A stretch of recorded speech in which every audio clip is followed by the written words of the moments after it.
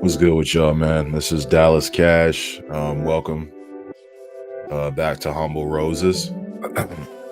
So I did this as kind of like just a refresher for me, because getting back into the swing of things. Hold on, let me turn this music down.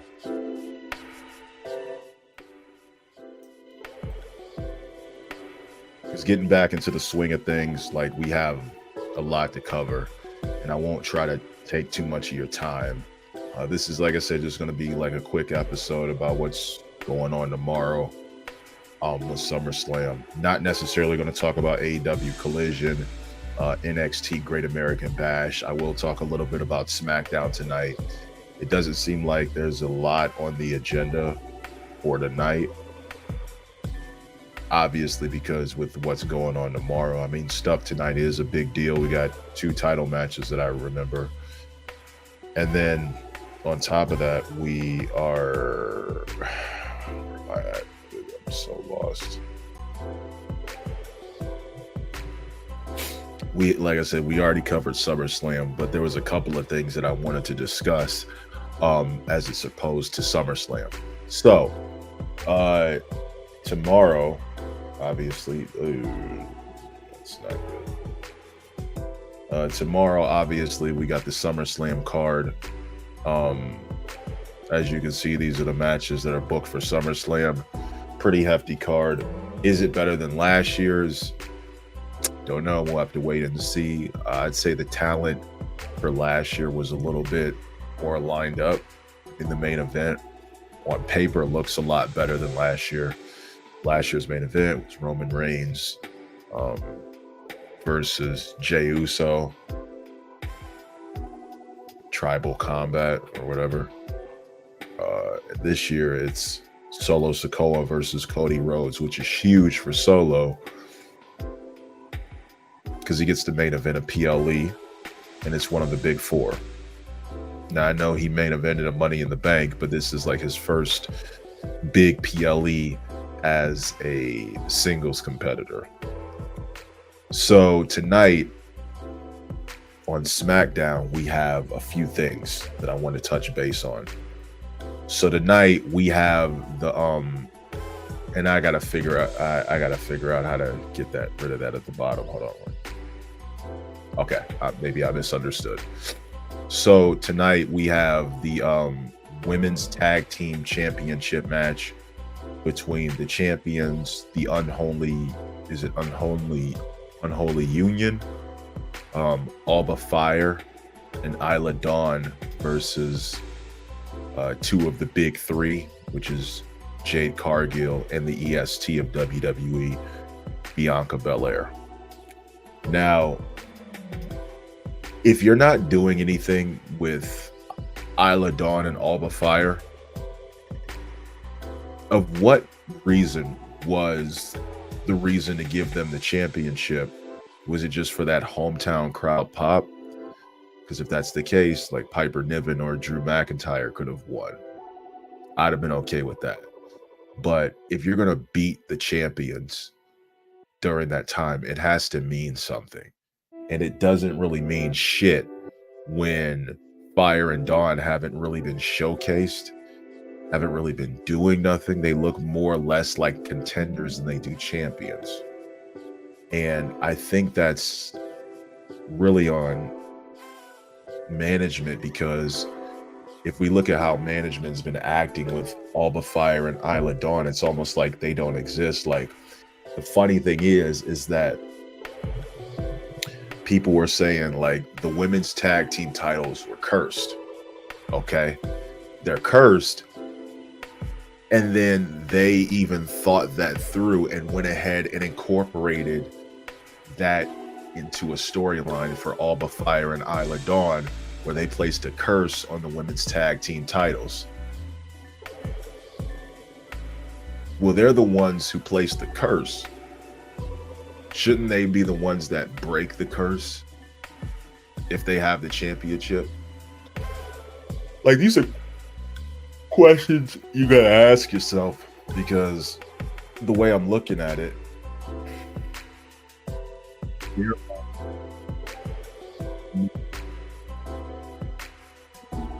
championships and making these titles mean something, that when you get people who come around and necessarily don't have the capability to do it, then you realize we probably shouldn't have put the titles on them.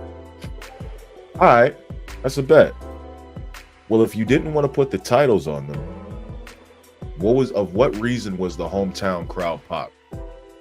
Of what reason was there to create this sense of a push for those two? And now I got this weird feeling like, did you take the titles off because you felt maybe Jade Cargill wasn't ready? Did you feel maybe that there needed to be a hometown pop for Fire and Dawn, which I have no problem with? And I ain't putting them down either. I'm saying I want to see the champion showcased. I want to see them win matches. If you're going to put the straps on them, we need to see them beat credible tag teams. And they did not pin Jade nor Bianca to get those titles. So if you're gonna establish them as a threat to the women's tag team division, now's the time. Because nobody's really believing in these two except the people over in fucking Scotland. I want to believe in Fire and Dawn because I like Fire and Dawn. I thought they were one of the most prominent NXT tag teams that NXT had. But they come over to here and they're treated like the fucking Ascension. I want to see Fire and Dawn have a lengthy run with these championships, and I want to see them showcased the proper way, the same way that you're showcasing Bianca Belair and a Jade Cargill. Then maybe this leads to a program somewhere down the line between Jade and Bianca, and it culminates at the next Royal Rumble, and we can get ready for it in SummerSlam, WrestleMania in Vegas next year.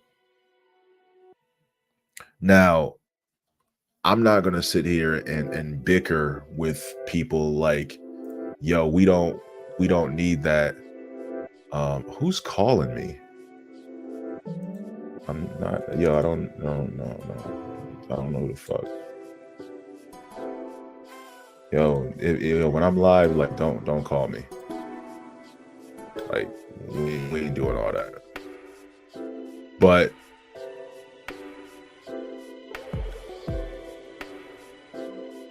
oh, okay. I'm just pulling up the say less. I see you called me. Like, yeah, if I'm live, don't call. They should have stayed NXT. Yeah, they should have. They absolutely should have. Hey, Ariel, Dane, and say less. What I'm saying is like, I don't have a problem with you personally. Just while I'm live, I can't take calls. Can't take calls. So, but fuck with you, yo. Stay and enjoy the show. Sorry, I'm like kind of stuttering right now. So what do y'all thinking of? What do y'all think about the tag team championships for the women? Like, do you feel like it's fair that I say that they're not being showcased properly, and that we're just kind of looking at them as a fucking afterthought? Like, is that fair to assume? Because that's what I think in my mind. Like, that's fair to assume. They didn't have a lot of people who came in expecting them to really move the needle. All right, the championships are on these ladies. Give them a fucking chance. If not, what the fuck, of what importance did you call them up for? Because when they came from NXT, Isla Dawn and Alba Fire initially had a feud going on that turned into a tag team. Excellent. They did the DIY effect. It was the DIY effect just in reverse. Well, my question is, if you're gonna bring Alba Fire and Isla Dawn in,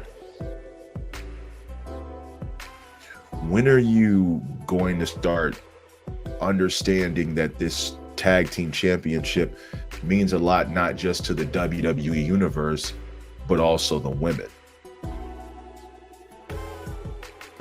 Like, I get that the scene is crowded right now and that there are a multitude of people who want to see this.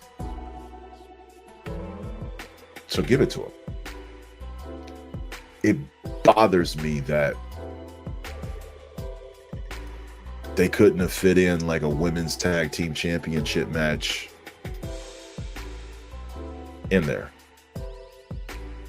I'm gonna be I'm gonna be at the stadium. I'm gonna be at SummerSlam. Me and my crew are gonna be at SummerSlam. But I got so many questions. Like, we'll get to that later. I have a love-hate relationship with the women's tag team championships, because like women's wrestling needs to be, I'm not saying it's not being showcased more, because there's 2 women's matches on the SummerSlam card. Not saying that. I'm saying that this is a championship match, and it's the only championship match, really. Because even the tag team titles for both, like, but I'm saying, like, even that, like, it'd be nice to have maybe 1 or 2 more title matches, even if they don't get a lot of time. We just want to see them showcased on the card. But now I see the importance of having 2 SummerSlam events, because this is a great reason why they're doing this. They're leaving off so many people. Asuka's injured. She's not going to be at SummerSlam. Bianca Belair, Jade Cargill, and Fire and Dawn, Finn Balor, Pete Dunne, Sheamus, Io Sky, Theory and Waller, Johnny Gargano, and Tommaso Ciampa, DIY. The Miz. It bothers me that The Miz is left off. I know he's hosting, but I just feel like he should have been on this card for some way. But I understand why he's not, and I'm not necessarily ragging on WWE about it. But you if you can throw Fire and Dawn in there, I would have liked to have seen maybe a triple threat between Miz, Logan, and LA Knight, because Miz deserves. He doesn't get to perform in front of his hometown on this level at all. This is the first time that this has happened, and he's not even on the card. He's hosting, but he's not on the card. I don't know. There's a lot of Ohio people that's left off here, and I didn't want the representation for Ohio to be Logan Paul. No. Fuck no. Look at some of the comments. I'll be there tomorrow also. Hey, what up, Ken? What up, Ken? I'm looking at the Facebook comments, so I'll just like weave in and out of the Facebook comments. Like, yo. So that's with that. So the next thing that I wanted to bring up was, I believe this is the main event. The tag team championships are on the line. I believe these are the SmackDown tag team championships. DIY versus the Bloodline, which would be a representation of Tama Tonga and the Samoan werewolf Jacob Fatu.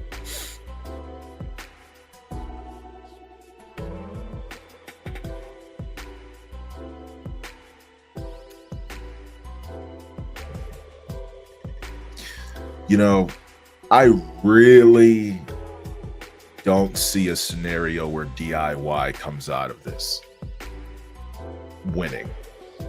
And as much as I like DIY and I'm rooting for Gargano because, you know, he's an Ohio boy, it ain't happening. Now, if Solo wins tomorrow on top of the Bloodline winning tag team championships,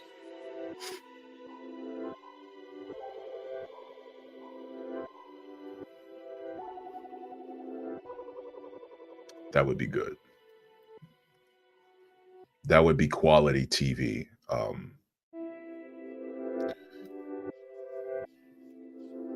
Whether or not that necessarily happens, that's on a lot of factors. Now, Mr. 6'9" JT, shout out to Marks with Mike's podcast, had said that he would like to, or even would like to entertain the thought, but he's going with the shocking outcome being Cody losing to Solo Sikoa clean. And it's like really not really, it's hard for me to really go against that or disagree, because the momentum is really in Solo's favor.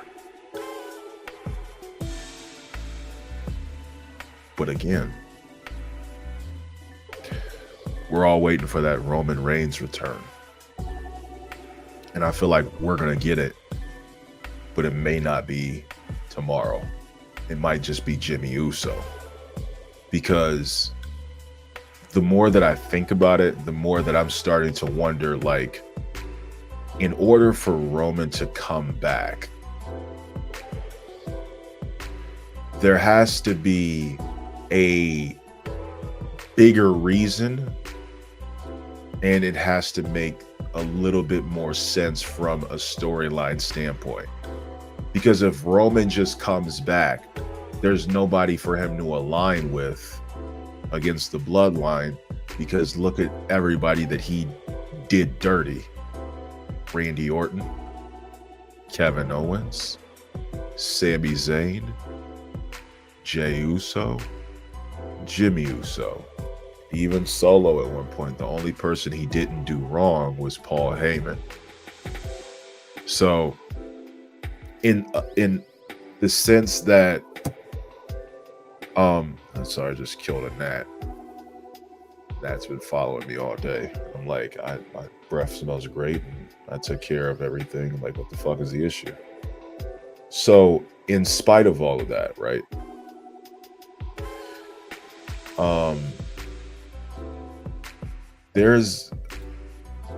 It has to make sense. Why would Roman Reigns help Cody Rhodes retain a championship when Roman hasn't technically disengaged himself from the bloodline, nor has he made a comment about Solo's recent actions? Now, I'm sure he's going to have a problem with it for what he did to the wise man, Paul Heyman.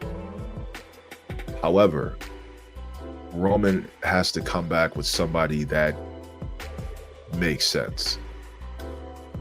And in a standpoint, he's going to have to like recruit people. I saw comments where people saying that, he should come back with Brock Lesnar. That makes no sense.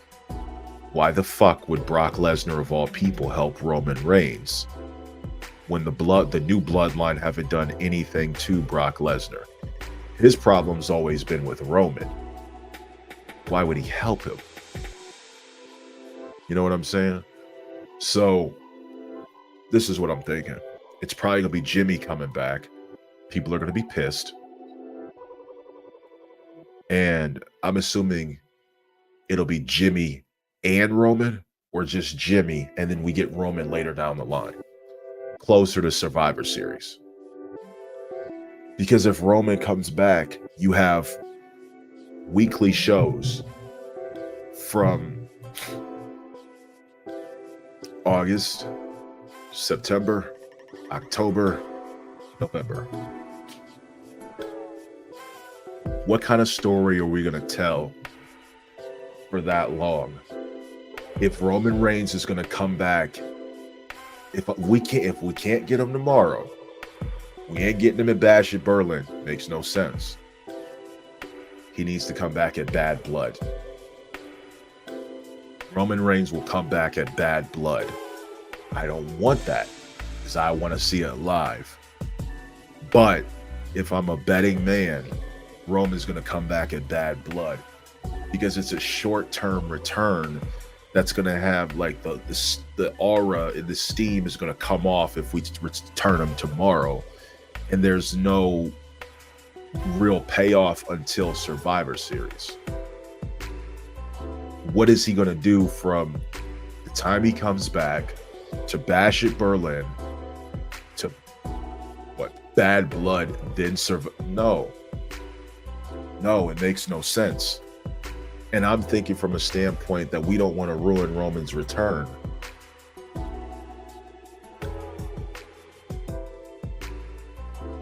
Oh, hey, man, I need this set. Turn me up. Yeah.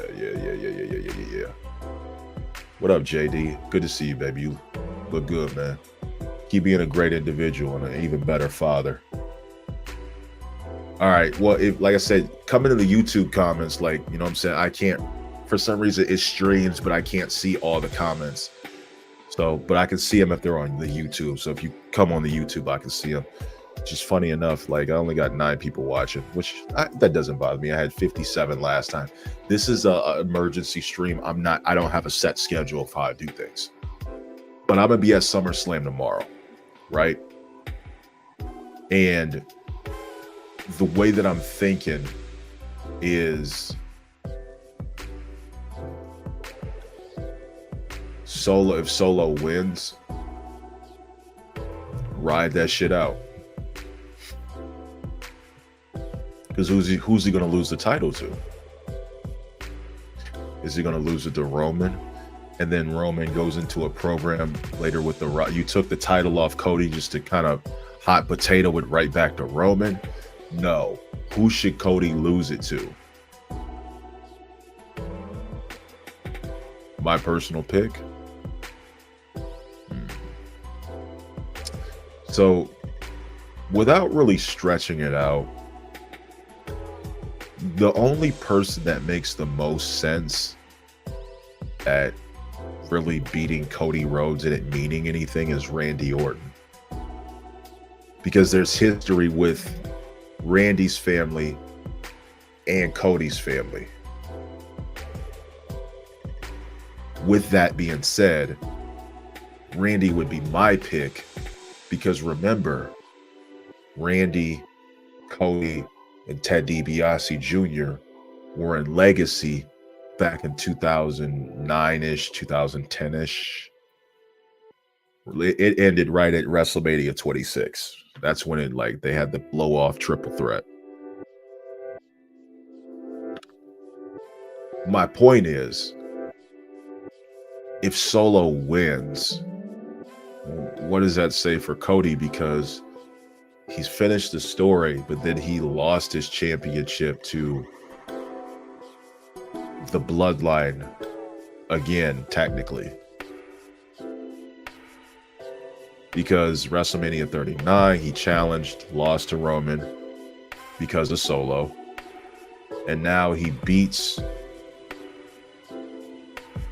Cody the following year at SummerSlam after Cody just took the title off Roman. It's a great story to tell, but where do we go with it? Not too far. Because do you really think Solo's main eventing or WrestleMania next year? When Roman's coming back, when Rock is coming? No. And with the rise of Jacob Fatu,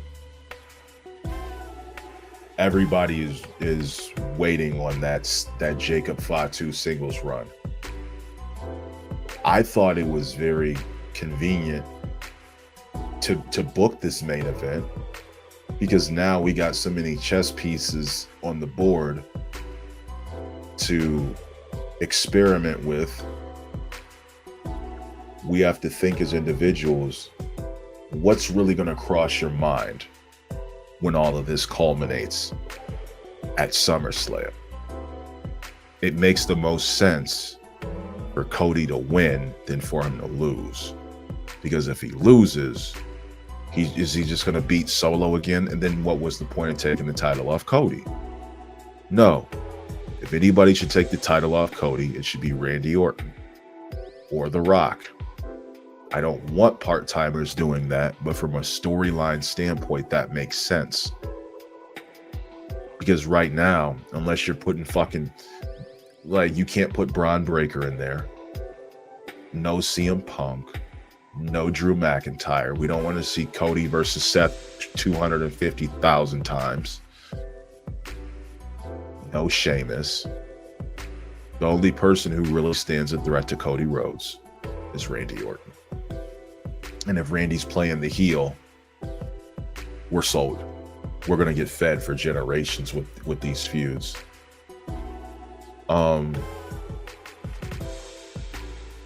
You know, I know my place in the universe. So I'm not really gonna jump out of character on people if they feel differently. It's all subjective, and like I said, this is a scripted, predetermined business. It's just like watching a live action movie. We know that the possibility of one person winning is very likely, but you never know. Back to what I was saying. Also, speaking of Survivor Series, it's going to be November 30th in Vancouver, British Columbia. One of the nicest places I've ever visited. It has some of the nicest people I've ever met. Like, I recommend visiting Vancouver, British Columbia, because it is a nice place, and it's one of the only cities in the world that has a Moet vending machine. I'm going to say that again. It's one of the only cities in the world that has a Moet vending machine. I think the other one was New Orleans and Las Vegas. Could be wrong, but I believe that's what I was told. Survivor Series War Games is in Vancouver, British Columbia on November 30th, 2024 at the Rogers Arena. I'm sure tickets are going to go on sale for that very soon. Make sure if you are any of my fellow Canadians, if you are in the area, or if you want to fly up there, or if you're in Seattle, Washington, and you want to visit, tickets go on sale. This is going to be a monumental event because there's a big storyline wrapped around it, and I think The Rock is going to make an appearance at this one. All right. So a couple of things that I wanted to talk about. So Damian Priest had his Q&A and his live screening of his documentary at, I believe it was at the Agora Theater. Yeah. I'm so sorry, ladies. I just got off work. I'm blown out tired. Pause. It was at the Agora in Cleveland, and I believe Gunther cut a promo. He was up there. Gunther cut a promo from the balcony, and Priest fired back, had a pretty good promo. I'm not necessarily going to play it because I don't want to getting striked with any copyrights or anything like that, but it is on Twitter if you guys do have Twitter, and it should be on Facebook as well, or whatever social media platform that you choose to get your information and clips from. We've covered a little bit of this. We've covered pretty much the entire SummerSlam card. Me and the Marks with Mike's podcast, we covered the entire SummerSlam card twice. So basically, running through this again, I got Braun Breaker winning the IC title, Logan Paul losing the United States Championship. He better not fucking win. Also, screw Logan Paul. I got Tiffany Stratton cashing in the middle of Nia Jax and Bayley and winning, which will set up a feud for Bayley, Nia, and Tiffany down the line. I got Liv Morgan winning and that's another thing I wanted to talk about. We're going to get to that in a minute. I got Liv Morgan winning via help from either Dominic or Finn Balor. We're going to talk about that. As far as Drew McIntyre versus CM Punk, as much as I'm a Punk guy and I want Punk to win, I think McIntyre is going to pull this off. I think this is going to be a brutal beatdown. Because that's probably the only way that this gains any traction, unless there's some trickery, or as we got a SummerSlam 97 situation all over again. Sorry, let me adjust this mic. I got Gunther winning. I don't want him to win, but I really want Damian Priest. Actually, I'm going to change my mind. I got Damian Priest winning this, and then maybe down the line at Bash at Berlin, Gunther finally wins the big one. It could do like a DQ finish. I would be okay with a DQ finish and a no disqualification match at Bash at Berlin or a street fight.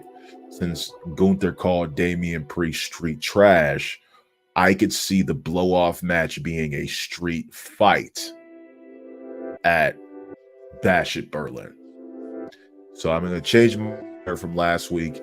I got Damian Priest winning via DQ finish or some hickory dickory trickery, and blow off match at Bash at Berlin, street fight, Gunther wins, big hometown pop. And then I got Cody Rhodes beating Solo Sikoa via interference with the bloodline goes awry, however they want to do it, and potentially a Roman Reigns appearance. But now I'm kind of against it because unless, how are they going to stretch? I mean, well, they've stretched out the bloodline storyline for 4 years. We'll see. But those are my winners. And I wanted to talk a little bit about a couple other things, and then we'll wrap this baby up.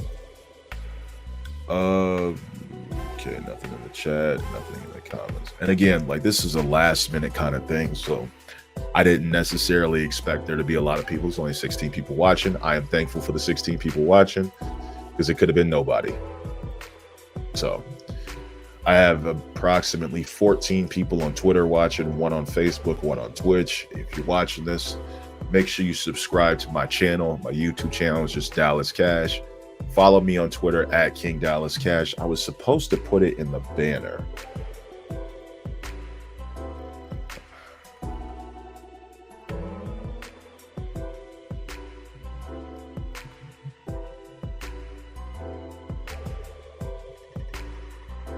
That's where most of my live stuff comes from. Let's see how this looks. Okay. That looks a little bit better. If that's too distracting, then I'll just like stop. Actually, I might actually get distracted by that. So hold on. Yeah, because my fucking anxiety and OCD will kick in. Okay, cool. So this is what you follow me at on Twitter. If you don't have a Twitter, just follow me on YouTube at Dallas Cash. This is basically what I do now.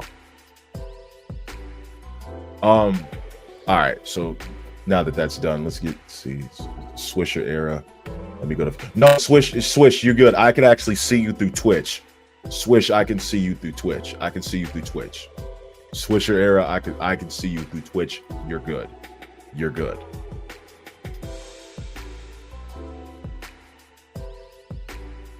Anybody if you got any questions for me personally, related to wrestling, the show, I'll even take some battle rap questions, but I don't want to have too many. Put them down in the comments section. I'm in and out of checking the Facebook comments, but if you're through Twitch or Twitter, I can see them on here. And if you're on the YouTube page, it automatically comes through here. So, send your comments in, questions, whatever. Say whatever you want. I don't bleep shit out. I'm a pretty easygoing guy. Like, I respond to negativity pretty well. So anyway, getting back to what I was saying, talk about a couple other things before we wrap this show up. Like I said, I don't really do a Q&A, but what up, Corey? Good to see you. I don't really do a Q&A after the show. It's just if you want a question answered, put it in the comment section, and I try to make sure I go through it and click everything that I can. And I apologize if I don't get to your question. And I will never purposely ignore anybody. That's not my thing. Anyway, let's get back to what I was talking about. All right, so as you know, SummerSlam is tomorrow, and obviously these are the matches on the card. Put in the comments section one of the matches you're looking forward to the most, and we'll discuss that. But one of the things I'm excited to talk about.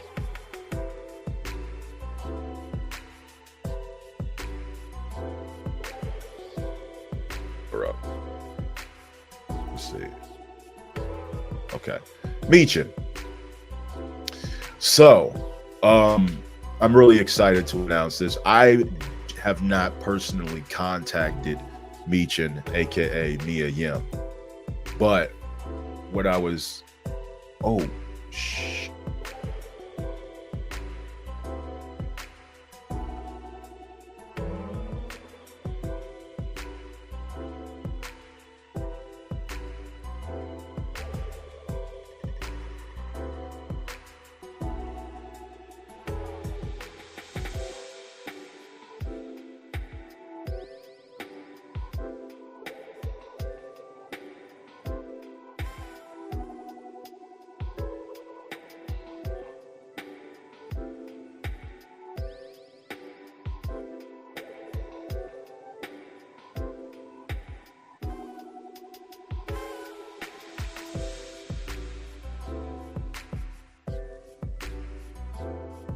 More. I'm kind of a go with the flow kind of person. It sometimes I just do shit. All right. So Phil Swoop. What up, Phil? Just commented on the CM Punk Drew match. Right. So with the CM Punk and Drew McIntyre match, like that's one of the matches that I'm looking forward to because I know personally that that's going to be one hell of a fucking beatdown. Somebody's gonna get their ass whooped, and I think it's gonna be Punk, but I don't want it to be because I'm a Punk lover. But I do know it's gonna be like, well, with Seth Rollins there, anything goes. So we're gonna see some BS. So I'm really happy Seth Rollins is on this card, but I'm not happy that he doesn't have a match. I do look forward to his performances, but again, they had to insert Seth Rollins some way because he is one of the biggest stars in the company next to Cody and Roman. And to say he's not is just like a complete disservice to all the work that he's put in. Let's go back, though, and let's talk about Michin. Okay. So what I wanted to do was highlight one of the people that I thought was a cornerstone of not only WWE's talent, but a cornerstone and an important part of the WWE women's division. And I thought doing an episode on Mia Yim / Michin personally was the right idea. And I'm going to do it. And I'm going to announce when I'm going to drop it. So I'm actually going to live stream the episode. I'm not going to pre-record it. I'm actually going to live stream the episode because I want it to be wholesome. And I want it to be authentic. And I want to personally give Mia Yim her flowers. Michin. I want to personally give Michin her flowers via live stream so that when she's watching it, if she has the time, and I don't expect her to, but when I look at her career, and when we look at this woman right here, I want you to look at this. This is the face of somebody who is very determined, but doesn't have the machine behind her. And I think a lot of you guys are underestimating her capability in the ring and a lot of the things that she's really good at doing. She's also a very underrated storyteller. She's an incredible worker. She has incredible athleticism. She moves around the ring like a fucking cruiserweight. And she has the build of a powerhouse. And she's just really good at wrestling, dude. And with Mia being Michin, sorry, I gotta quit saying Mia because she wants us to call her Michin, so I'm trying to be respectful of it. With Michin being in WWE and finding out like one of the reasons why she came back, which you guys can the interview is out. There was like a small interview talking about why she had come back to WWE, But one of her reasons, which I think is like wholehearted, had to do with her mother and having the funds to give her mother the house that she wants and help her live the life that she wants to live. This woman right here, like me, this woman is busting her ass day in and day out so that her mother can live in Texas closer to her. She can take care of her mother. She didn't say nothing about winning titles. She didn't say nothing about being the top girl in her division. She's doing it to take care of her mother. And that's a whole reason why a lot of these superstars are in the business. And I think we need to take a look back away out of the character and look at the person and the character to humanize them. We're individuals that all work for a purpose. I'm not making any money off of this. I'm doing this out of love and respect because I want to talk about Michin. I want to talk about her contributions. I want to talk about the accomplishments she's made in other places. I want to tell her story from my standpoint. I don't have the money to interview her. I don't know how much it costs. I'm a new podcaster. I'm honest with people. I can't afford it. But what I can afford is to pay some money. I paid $50 for this, not the setup or whatever. Me and my wife painted this room. Shout out to my wife. She's the most awesome wife in the world, Christina Dawn Humphrey. You are the most awesome wife and the most awesome woman I've ever met in my life. I love you very much. And I would be nothing without you. But I paid $50 for the StreamYard. I don't care about what any other person thinks of Michin. I want people who think like me or don't even think like me to appreciate wrestlers and what they bring to the table. And that is why I'm doing the first Humble Roses episode on Michin. She's also a gamer. I know one of her favorite games, Death Stranding. She's very, very protective of that game. Very protective of that game. Do not send her Death Stranding. And I believe Red Dead Redemption 2 is another one of her favorites. But wholeheartedly, ladies and gentlemen, we need to appreciate Michin more. Hold on, there is a comment that I just saw. What the fuck?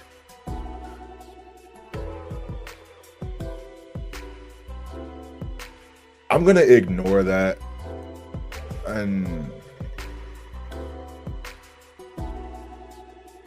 that was weird. Okay, we're gonna skip that.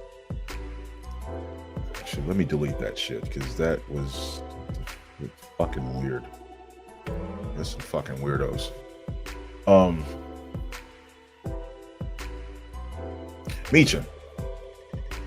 So the episode about Michin that I'm going to personally do, where I talk a little bit about her, where she came up from, highlight what I think are her 5 best matches right now. A little personal things, personal info, a couple facts about her. Nothing too crazy. Just giving her her roses and appreciating what she brings to the table. I'm going to do the live stream next Thursday at 8:00 p.m. Eastern Standard Time. I think that's plenty of enough time for you guys to get ready. I think that's plenty of enough time for you guys to prepare for that. I do want everybody who's watching this to be there when I discuss Michin. I want her to personally see this. If she doesn't, it's okay. Not a big deal, but it's out there for her. And more people need to be talking about the contributions that she's not only made as a daughter, as a performer, but as a wife. And obviously we all know who she's married to, Keith Lee, the wrestler, not the food reviewer. But God is amazing. Uh, hey, Denise, good to see you. Uh, she's an amazing wife. There's really, I think she faced a lot of criticism for so many different reasons, and we're going to talk about it on Thursday. But if, Michin, if you're seeing this, if you're watching this, if you have any time, and I know you're completely busy, but if you have any time, I would love if you would come and just watch. You don't have to participate. You don't even have to let me know you were here. But as long as you know that we all appreciate you, we love you, we love what you do. The world and in wrestling is a better place because you are in it. We want you to understand that we accept you, we respect you, we love you, and you deserve all the admiration that you should be getting. You deserve more, but we want to give our respects. The wrestling community needs to rally more around positivity than negativity, and I know negativity sells more. That's completely fine. But next week, what's the date? Let me see. August 8th at approximately 8 p.m. Eastern Standard Time, I am personally going to go live, and we're going to talk about Michin's career, our contributions. I'm not going to dig too much into like personal things or things that are like she doesn't have that.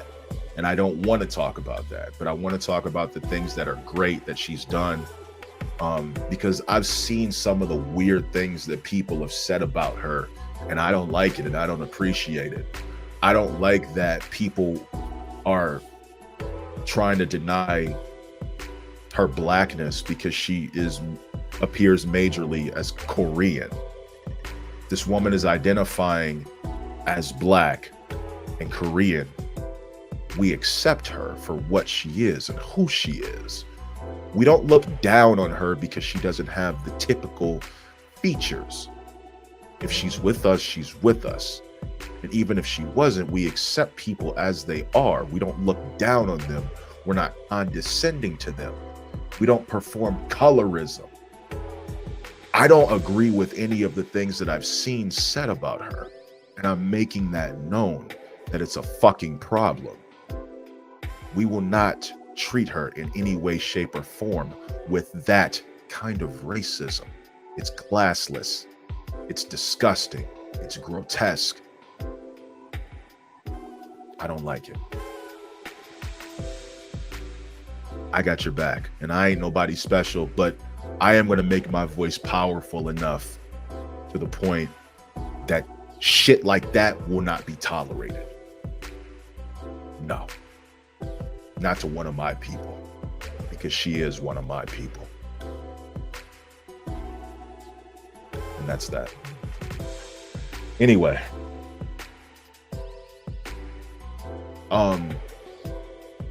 Again, now that I have 40.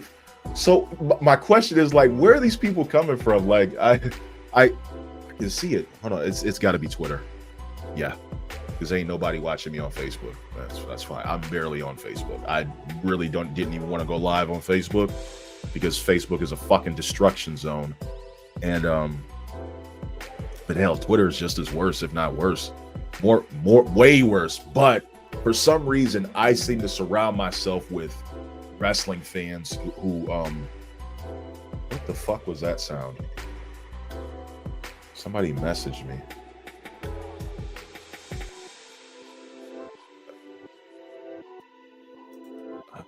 Sorry,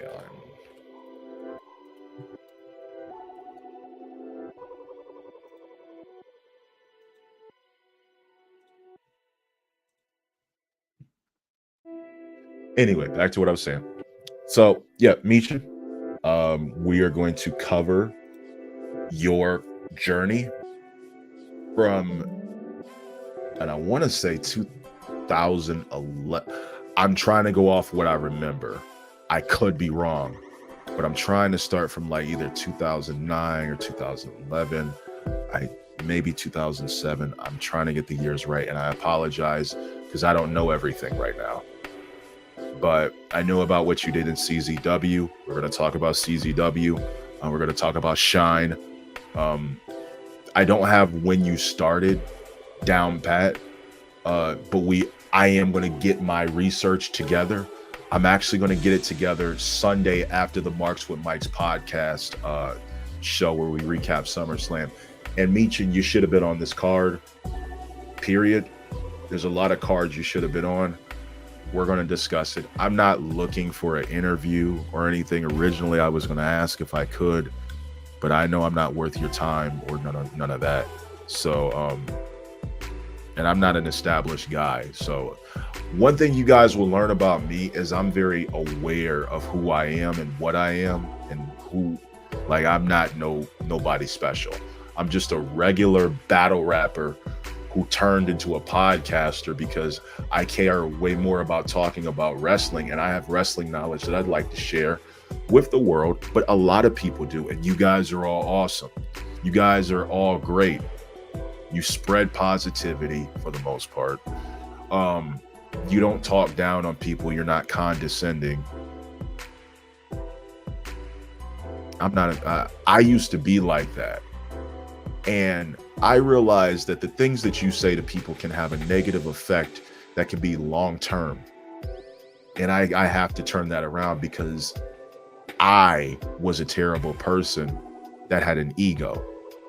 And the whole reason why this was created was because I wanted to look at the people who helped create the art form that I love. And I spent so much time trying to make it all about me, and chasing a dream. Look at some of these other people. Look at this card. Everybody on here had a journey that is way different than the person that they faced. And that's the beauty of, hold on, let me take,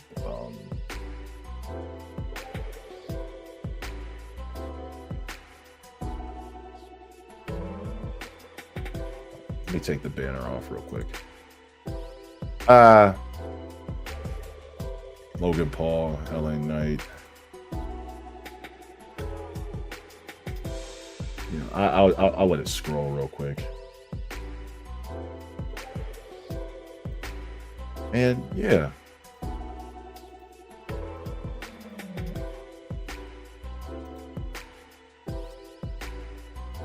You know, like, we love this.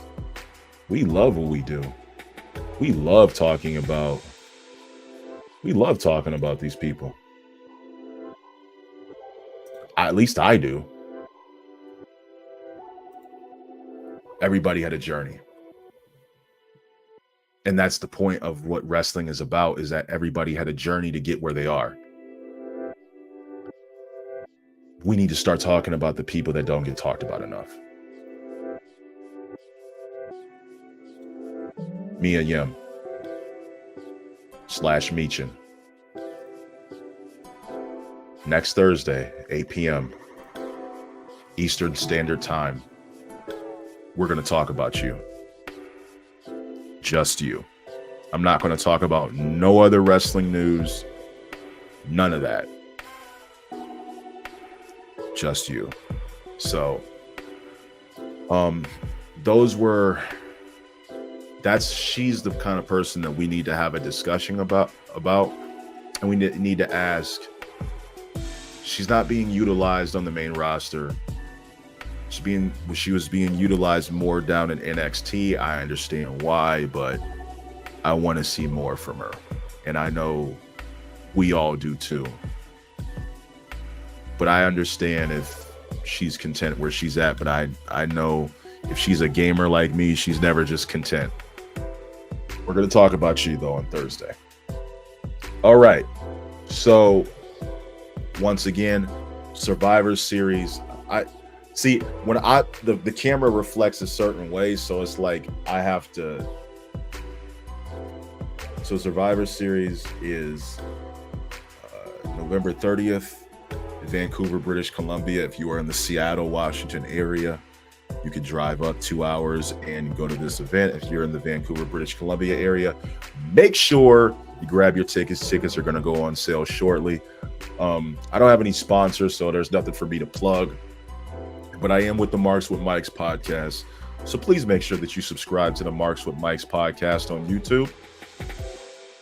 I'm on it, and we will cop a show. We will do a show Sunday recapping SummerSlam, covering some wrestling news and rumors that have happened over the week. And boy, do we have a couple doozies for you. But again, that's not me stepping over what we're going to do on Sunday. So let's, run down a couple more things, and I'm going to get you guys out of here because I know SmackDown is going to come on in about 30 minutes. So my SummerSlam picks are Braun Breaker, LA Knight, Liv Morgan, Tiffany Stratton via cash-in, Drew McIntyre, unless some screwy BS happens, Damian Priest, and Cody Rhodes. Don't forget that Bash at Berlin will be the next pay-per-view. I'm not necessarily sure when it is. I don't have the date. That's one thing I did miss. However, Bad Blood is October 5th in Atlanta, Georgia. Don't miss that because I'm pretty sure there's going to be a Hell in a Cell match. Why wouldn't you? SummerSlam 97 style setup here with Drew and Punk. Maybe it leads to Punk and Rollins in the cell, or Punk and Drew, or who knows. But I do want to see Liv Morgan versus Rhea Ripley Hell in a Cell match. I keep advertising that because I want to see it. Rhea Ripley versus Liv Morgan. Final match, Bad Blood, Hell in a Cell. I want to see a Hell in a Cell match. Those ladies deserve it. With that being said, I wanted to take the time to thank you guys for tuning in to the Humble Roses podcast. I don't have a logo yet. Once I find the money to pay for one, all my money probably pretty much went into SummerSlam to pay for bills. One thing I'm going to tell you, I'm probably the brokest podcaster you know.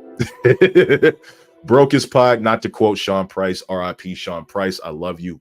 Brokest rapper I knew, but I'm the brokest podcaster, you know. So there's that. You ain't gonna see me with no fancy equipment. I don't expect to make money off of this. If I do, great. My main goal is to eventually get into the wrestling business and become maybe a commentator, interviewer. I would love to work at any wrestling company that would take me. But if I can't, I'll keep working my regular 9-to-5, providing for my family, providing content for you guys. I'll probably be I'm still kind of nervous to release all of me because, you got to release versions of yourself in spurts. But this is the most authentic you're going to get for right now. I have way more that I could offer. I do want to show you guys layers to who I am and everything. I really would like to, show you a different side to wrestling podcasting. And with me being with Marks with Mikes, I have the opportunity to do that. So shout out to Marks with Mike. Shout out to Culture Clash Network. I am, hit the microphone. Authentic, brokest podcaster you know. I am Dallas Cash. You can find me on Twitter at King Dallas Cash on Twitter at the bottom. I hate seeing the thing go because my eyes keep following it, and it's like it's a gamer thing. Like when you see something moving, you can't take your eyes off of it. That's just me. Somebody just told me to check my Twitter. Did something happen? Hopefully nobody died or nothing.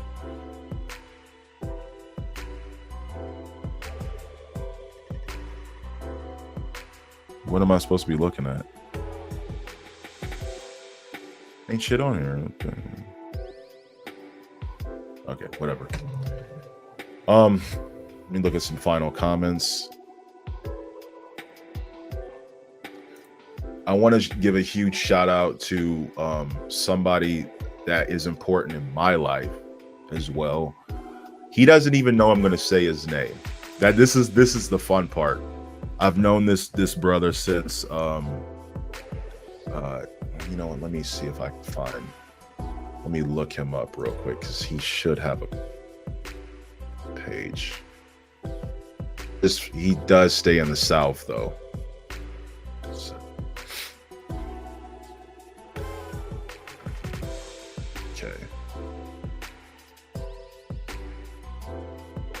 Okay, so I'm gonna me save some images of this dude so I can put it on the overlay, because I'm also going to promote something that he did recently. He's a very, when we talk about knowledgeable people, and I'm adding him to the overlay as I'm speaking right now. We talk about knowledgeable people and just overall good human beings. I want to introduce you guys to somebody that I think is just one of the most down-to-earth people I've met. But he is one of the reasons why I'm even doing this. He actually gave me the confidence to do this.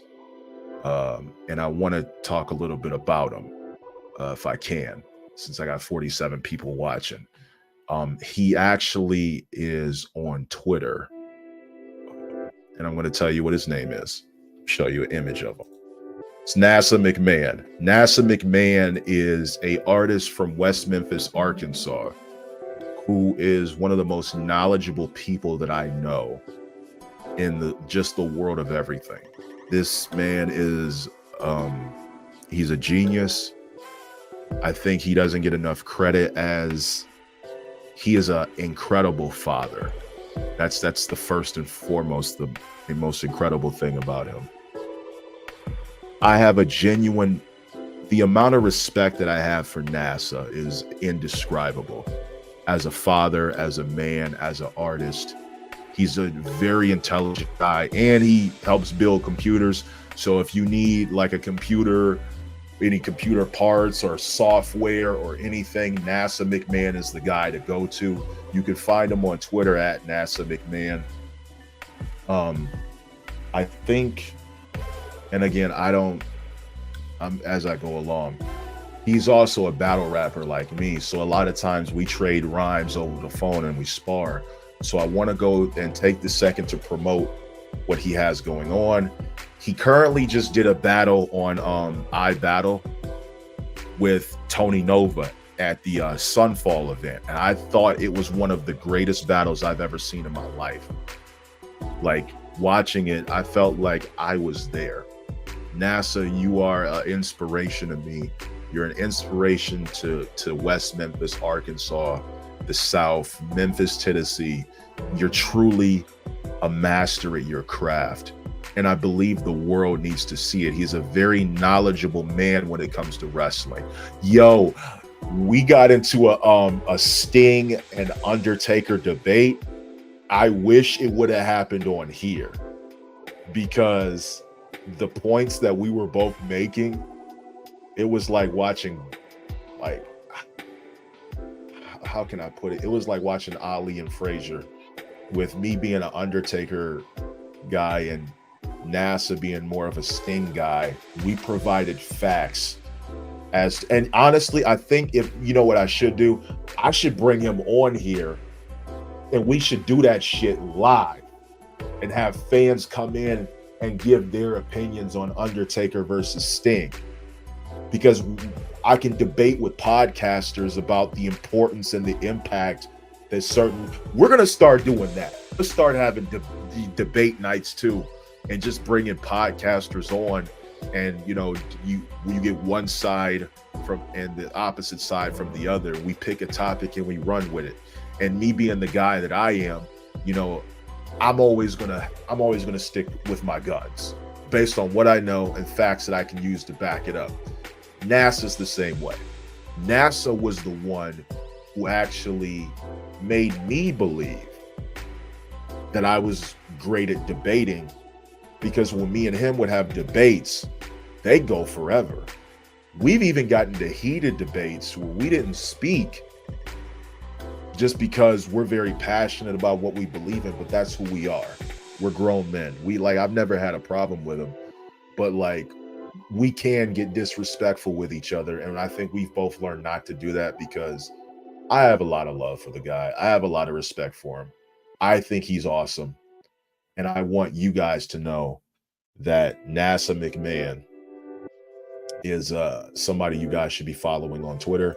Just type in NASA McMahon. It'll pop. This image should pop up. I wasn't able to, like, you know, take a picture of his Twitter or whatever, but it's NASA McMahon. And once again, I'm going to put this up. Shout out to Nova too, Top Gunners gang. Tony Nova is also somebody that is just a great human being and a great battle rapper. And it was great to see two of my friends go at it and have just an incredible performance. I feel like Tony Nova doesn't get a lot of credit. Yeah, wrestling is also like battle rap, and battle rap is also like wrestling. With that being said, SmackDown is on in 20 minutes. I don't want to keep you guys too long. I got Bianca Belair and Jade Cargill taking the titles back because I don't see what's going on with Dawn and Fire. I want to see Dawn and Fire have a lengthy run and have it mean something, but you got to give these ladies a chance. Like, what's the point of putting them in the ring with Bianca and Jade if they're going to just get overpowered? Unless some trickery happens, you know. But I would like to see maybe Jade Cargill eat the pin or Bianca eat the pin, and it leads to a feud later down the line, or just kind of disbanding of the team. Naomi gets involved. Yeah. DIY versus the Bloodline. Honestly, guys, I'm just going to keep it real with you. I always rock with the hometown team, so I'm rocking with Johnny Gargano and Tommaso Ciampa. But if I'm a betting man and being completely honest about what's going on, I got the Bloodline taking this. And I don't want the Bloodline to win, but if we're just being realistic, the Bloodline is the most powerful faction in WWE. And it's been that way for the last 3 to 4 years. And unless some bullshit happens or some interference occurs, I just don't see, with Tama Tonga and Jacob Fatu being in the ring, I just necessarily don't see this going DIY's way. And I would love for Ciampa and Gargano to restart their feud, but we gotta find a way to get the people involved. Lastly, again, SummerSlam is tomorrow. I've already given my picks for this, but I'll run by it one more time. Braun Breaker, LA Knight, Liv Morgan, Tiffany Stratton cashing in, Drew McIntyre, unless Seth pulls a Shawn Michaels at SummerSlam 97, Damian Priest, and then he loses at Bash at Berlin, so Gunther gets that hometown pop, and then Cody Rhodes winning with possibly a Jimmy Uso return, and then a Roman Reigns return later at Bad Blood. But I would not be upset if Roman returns. And I will be also, ladies and gentlemen, if you are going to SummerSlam, let me know. I'll, take pictures with people if anybody feels like I'm worthy of that. I will be at SummerSlam. I'm sitting in one of the lower sections. I wanted to get floor seats, but my pocket said, look, this is all we can afford. So, like I said, like, comment, and subscribe on the YouTube channel. I'll try to stream as much as I possibly can. I think I only get, whatever membership I signed up with, I only get I think 50 hours. I'm broke. Because podcaster, My name is Dallas Cash. It was a pleasure seeing you guys. Stay beautiful. Stay getting that money. And then when it's a price on something, cash it in. Do what you need to do in life. And remember that you matter. And the world is a better place because you are in it. I love you. I'm proud of you. And I hope you are okay spiritually and mentally. I know life is hard. I know life is difficult, but if you always remember that you are capable of achieving everything in this world that seems impossible, conquer the impossible and become a greater version of you every day and even better than you were the day before. My name's Dallas Cash. Subscribe to my channel. The Humble Roses will be taking off 8 p.m. Eastern Standard Time on Thursday, August 8th. This beautiful woman right here, Michin, I will be covering an episode of your entire career from the beginning till now. Talk about some of your accomplishments and all that. I'm out. You guys enjoy SmackDown in 15 minutes. Peace.